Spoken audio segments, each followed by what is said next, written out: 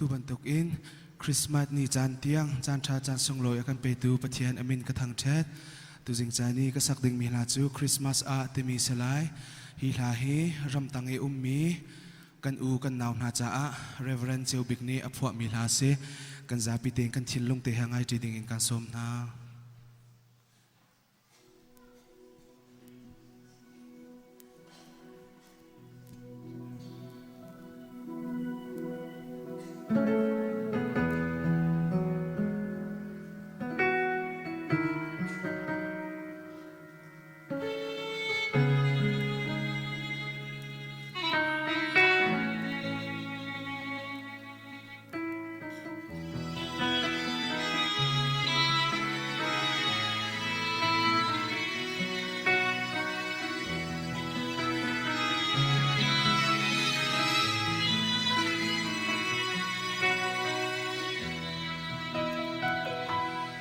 Kik sir siar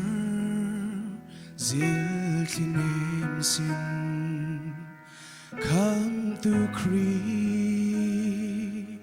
Chuat zam sung kan pan lai Leng leval rual na ni Kan rak nga lang ton ka Zing ni chiu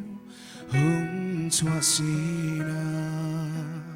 Sung nau nu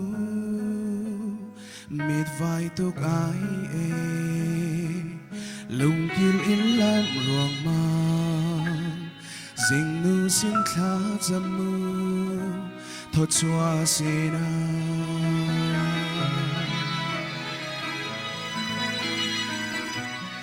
nắng lâu chun cần bao ruang mang trắng một chiều mà chung đi cắn lao hay lại Christmas chung linh in gian ria đúng chan hỏi na lại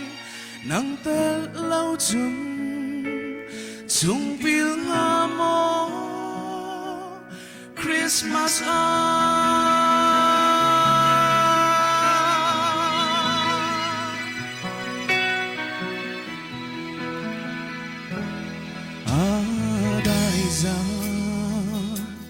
dài là sina thiên lung sung ở đại khâu sim lâu e ra thuan cao tân tra chu hiểm xa câu nắn loa na dư khi tê nắng vung sang lâu thiếu loang bay mai xuân ra cha ruột kha ruột sân na pe tu bôi đây na bôi ắt suak chân tin vùng lao na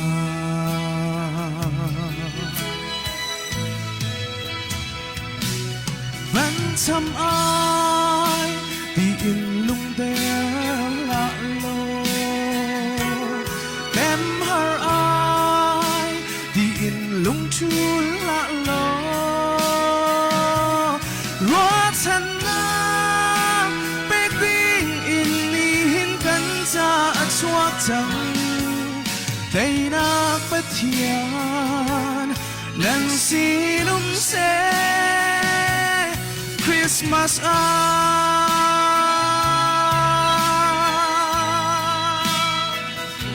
Christmas lop na nanti lang chunga kau se Christmas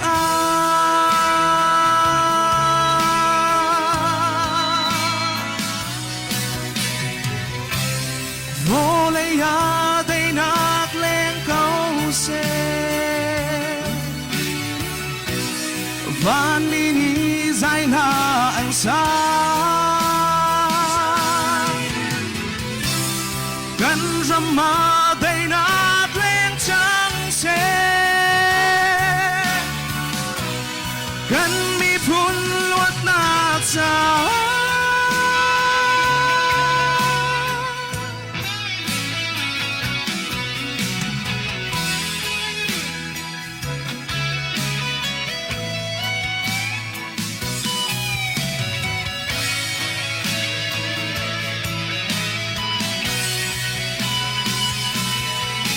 lâu chung gần bao ruộng mang trắng lai mô chia ma chung mi cần lao hay lại Christmas chung linh in gian ria thum chan hỏi na lại nắng tên lâu chung bil ngam mơ bên xăm ai thì in lung đen lại lô em har ai thì in lung chu lạ lô rót thân na bên tình in in cắn cha chuộc chẳng đây na bất thiện nên xin sẽ Christmas